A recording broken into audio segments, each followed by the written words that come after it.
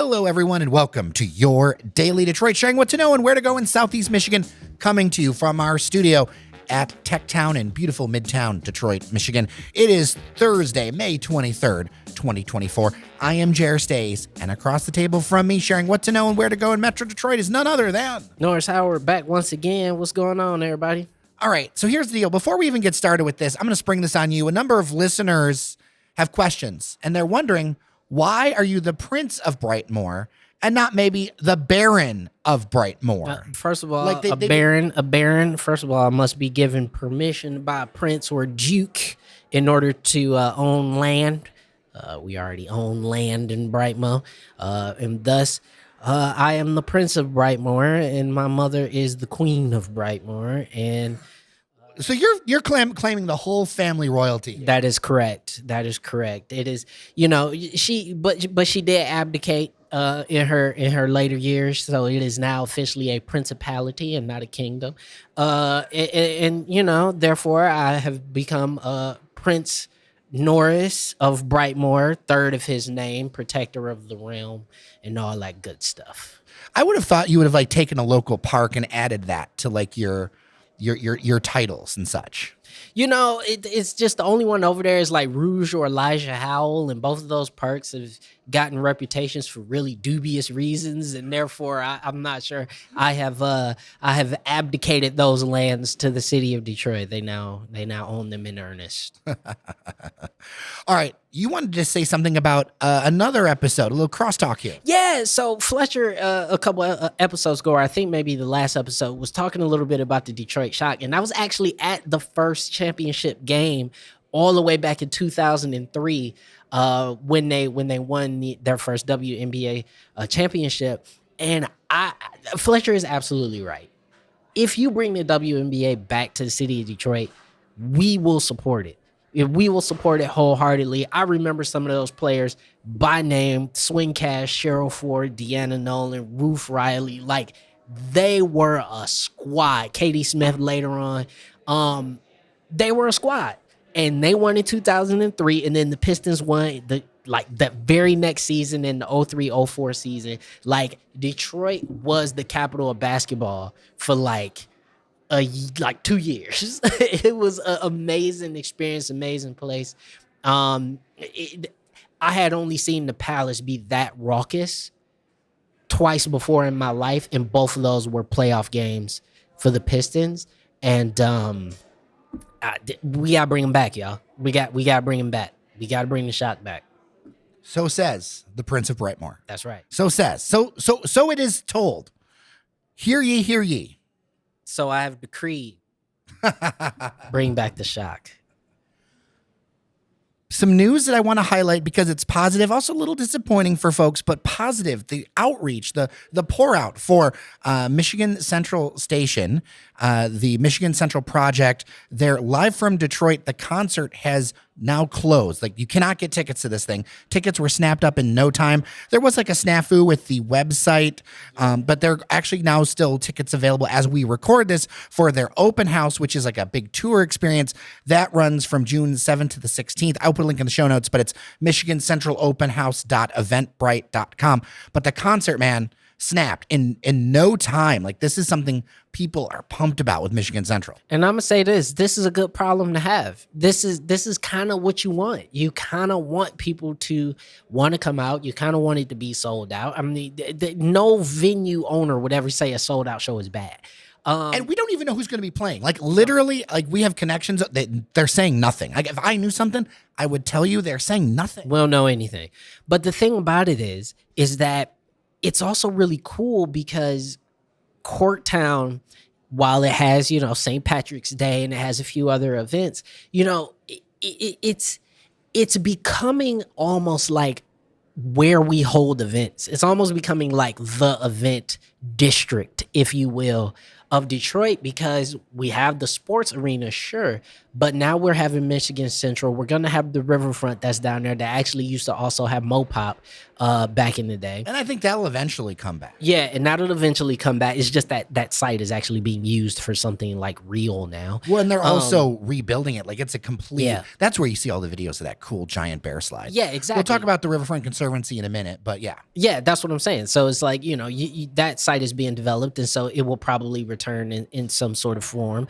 And I really like seeing this because it's a positive thing. It is a thing people are excited for. It is another thing to do, which I was just telling my wife the other day, is I want to see this revitalization of our social and our nightlife in the city of Detroit.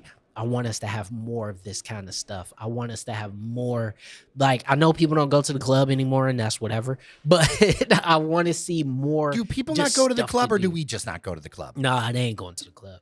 They ain't going to the club. They go to the bar. But you need more than the bar and the club. You need to have events around it, then also bring you to that spot. If it's just sitting there by itself, it's just kind of flapping in the wind. Exactly, and that's the thing that I'm really excited about to see. We don't know anything about the artists that are going to be there, but the fact that it's sold out and people don't care, it's kind of great. Like, they don't care who's there. They just want to be there for this new shiny thing. And you know how much I always talk about new shiny things, Jer. Let's talk about this Riverfront Conservancy stuff a little bit. This is a quick update. I don't think there's a lot of time we're going to spend on it, but I feel like because we talked about it, we need to address it a bit. Basically, the FBI is now leading the financial investigation into the Detroit Riverfront Conservancy. As we talked about here on the show, the Conservancy CFO, William Smith, was put on leave about this financial probe. Board Chair Matt Cullen, who's been involved in a ton of things over the years, has confirmed that they are fully cooperating with the authorities.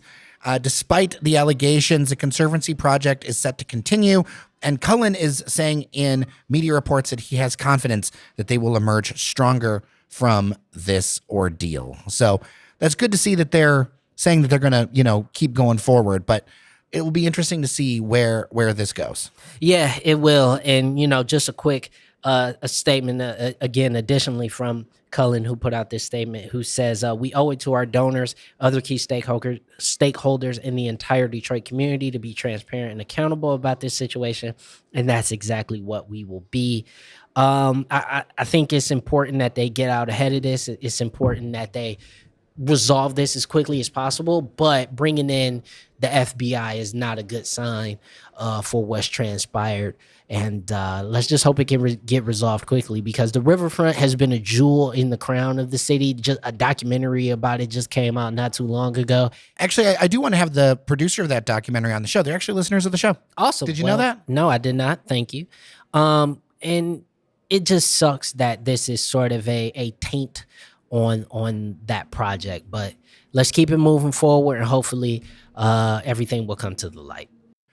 All right, Norris, I feel like it's time to talk a little bit of politics. All right, just a touch of it. Back one more again. Here we are. Yeah. So Adam Hollier and the signatures in Detroit and the western suburbs, there is controversy as these signatures, like half of them were thrown out by election officials from Wayne County. This could mean a easier path for Shri Tanadar. This could mean the idea of having a black representative for the 13th U.S. House District is a bit farther away.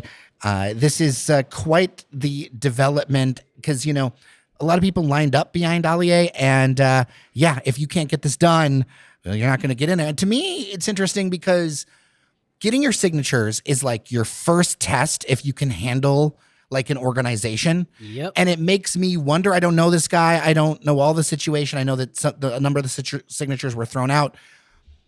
You got to do this first, man. Like, this is the basics. It is the basics. And this is what continues to frustrate me about just sort of the political landscape, which is, again, I'm not trying to say this to be disrespectful. And I also don't know Hollier personally, but it's like, if you can't get 1,000 signatures, like, how are you supposed to be expected to fight for an entire neighborhood at the federal level?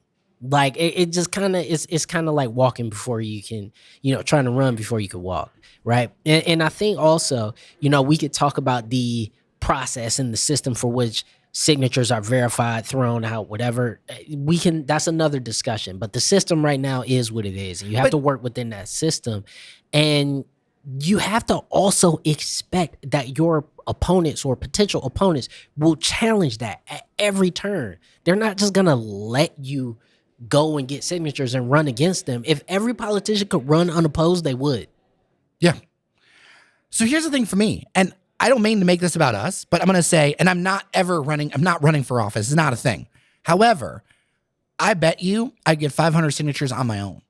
I've done like canvassing for people in my younger days and whatever.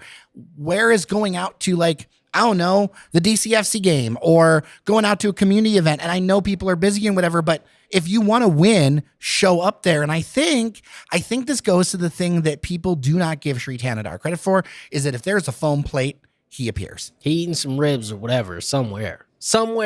He eating some barbecue with somebody. He popping up in the district.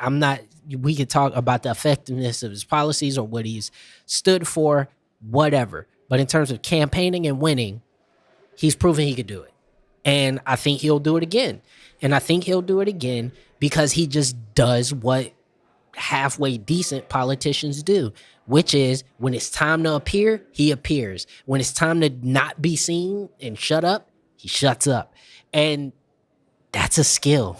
A lot of people don't have it. A lot of politicians put their feet in their mouths. A lot of politicians address their controversies in the wrong way. I remember when he was running, I believe, for governor at one point, there was some animal testing issues with one of his companies, and he just said nothing about it. He just said nothing about it, and it went away.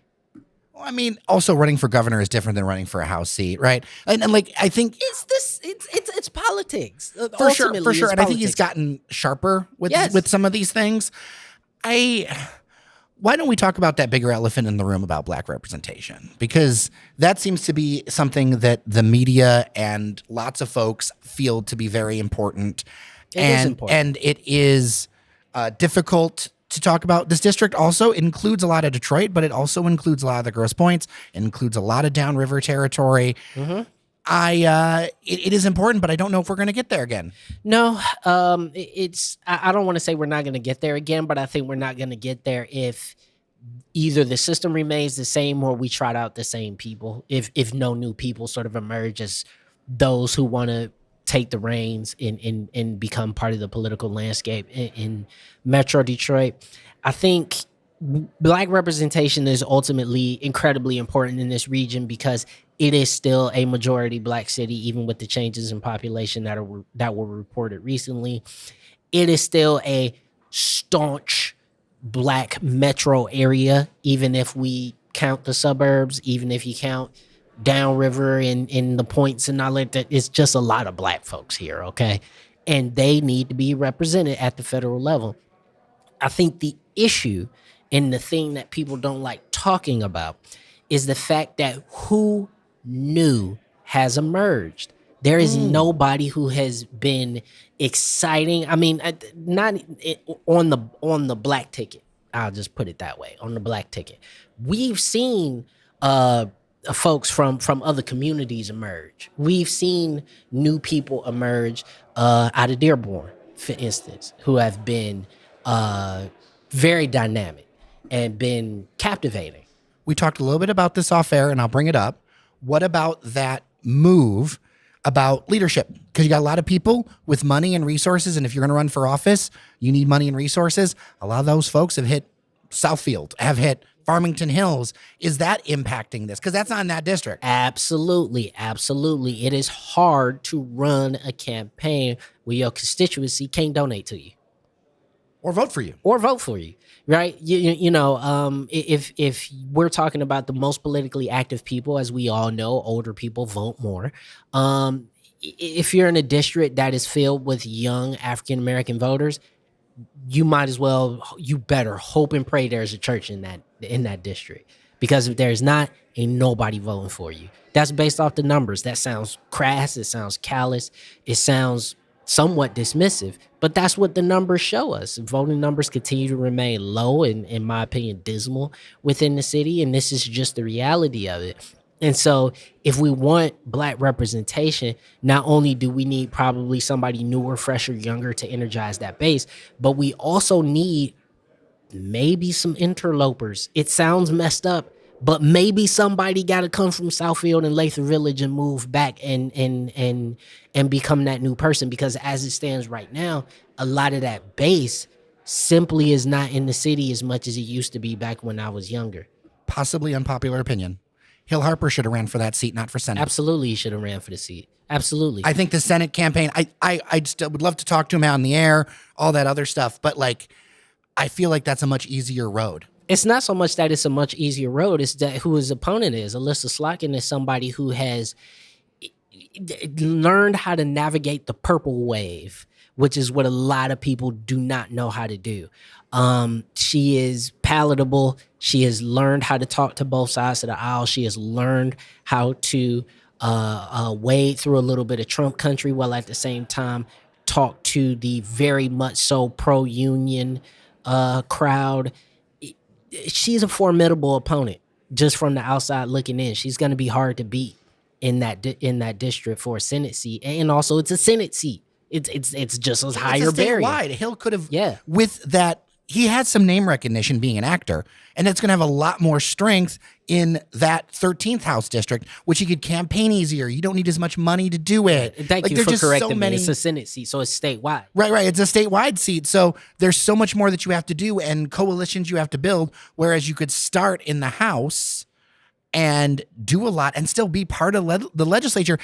I don't know those players at play, but in my head, it seems stupid. It seems like a Don Quixote move when you could win 13, unless if you like Shree. If you like Shree, which we got to just keep it funky. A lot of people within the city limits and a lot of people in the sort of Black Democratic caucus would have you believe that everybody Black or everybody who, that they all hate Shree, that this was some sort of aberration. No. Especially the progressives. Yeah, especially the progressives. For him to win, Black people had to vote for him too. So that must mean that there's Black people who like him. It was going to be tough to beat Shree in this district already. Not taking care of business and getting the signatures that you needed was already going to be, was a death knell for the campaign. And again, I don't know Adam Hollier. I wish that it didn't turn out this way, but if we can't get to this point when it comes to some of these candidates, it's going to be really difficult for Black representation to return to the city of Detroit because we keep running into the same issues, and it's frustrating. What about the idea that we just need more bench? I can't help but think about that with the changes that are coming up, and I just feel like there's just not enough bench out there. Also, I think a lot of people just aren't interested in being a part of politics right now because it does suck, and a lot of people aren't interested. I actually think that's more of the issue really than more bench. I don't think that's the issue. I think the issue is that young people don't want to do it, and why would you? When you look at what the political landscape is right now, a landscape that we've created, and I say we've as society.